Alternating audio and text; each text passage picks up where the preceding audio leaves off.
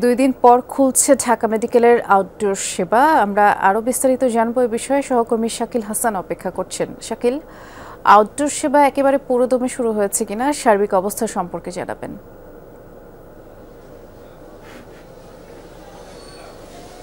বৃষ্টির চিকিৎসকদের উপর হামলার ঘটনায় কিন্তু চিকিৎসকরা কমপ্লিট শাটডাউনে গিয়েছিলেন। তারপর স্বাস্থ্য উপদেষ্টা এসে তাদের সঙ্গে আলোচনা করেন এবং তাদের কথা শোনেন এবং সে অনুযায়ী তারা পদক্ষেপ গ্রহণ করেন। হামলাকারীদের একজনকে এর মধ্যে গ্রেফতার করা হয়েছে। এসিআই পিওর রাইস, বিশ্বস্ততার আস্থায়।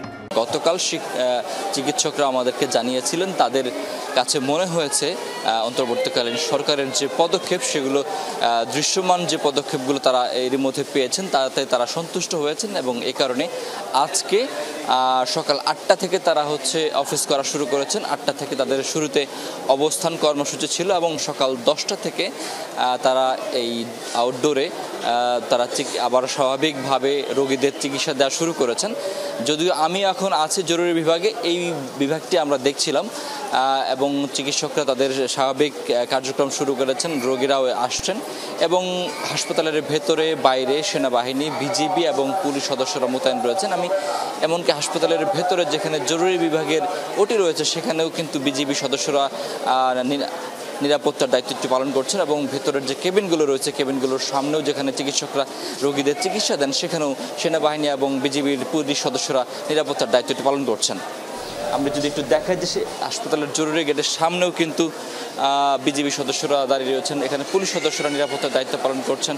হাসপাতালের মূল ফটকের সামনে এপিসি সহ সেনাবাহিনীর সদস্যরা নিরাপত্তার কাজটি করছেন এবং চিকিৎসকদের আশ্বস্ত করছেন নিরাপত্তার বিষয়ে। এবং একটু আগে আমি দেখছিলাম সেনাবাহিনীর একজন কর্মকর্তা তিনি তার টহল দল নিয়ে হাসপাতালের অভ্যন্তরে টহল দিচ্ছিলেন যেন কোনো অনাকাঙ্ক্ষিত পরিস্থিতি বা চিকিৎসকদের নিরাপত্তাহীনতা অনুভব না করেন তারা, এবং তাদেরকে আশ্বস্ত করা হয়েছে যে সব ধরনের নিরাপত্তা তাদেরকে সরবরাহ করা হবে এবং এই হাসপাতালে রোগী এবং চিকিৎসকদের মধ্যে যে সম্পর্কটি থাকা দরকার সেটি আসলে নিশ্চিত করার জন্যই আইনশৃঙ্খলা বাহিনী কাজ করছে।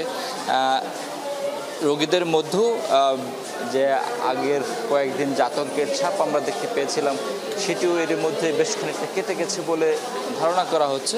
পাশাপাশি চিকিৎসকরাও তাদের কাজে ফিরেছেন এবং সব বিভাগগুলোতে তাদের এই কার্যক্রম চলছে। আজকে সকাল 10টা থেকে দুপুর 1টা পর্যন্ত বহির্বিভাগে তারা এই সেবাটি তারা দেবেন এবং এই সেবাতে যেহেতু ঢাকা মেডিকেল কলেজ রাজধানীর অন্যতম গুরুত্বপূর্ণ এবং বৃহৎ সরকারি হাসপাতাল, দেশের আপামর জনগণ কিন্তু এই হাসপাতালটিতেই চিকিৎসা সেবা গ্রহণ করেন। এই কারণে এই হাসপাতালের পুরোকালীন সময়টিতে চিকিৎসা সেবা অব্যাহত রাখা খুবই জরুরি এবং সেটি নিশ্চিত করার জন্য আসলে সব ধরনের পদক্ষেপ কিন্তু গ্রহণ করা হয়েছে এবং সেটি আসলে রোগীদের চাওয়া ছিল এবং খুব স্বাভাবিক চিকিৎসকদেরও সেই চাওয়াটি ছিল। দৃষ্টি দেখছিলাম আমরাও। ধন্যবাদ শাকিল।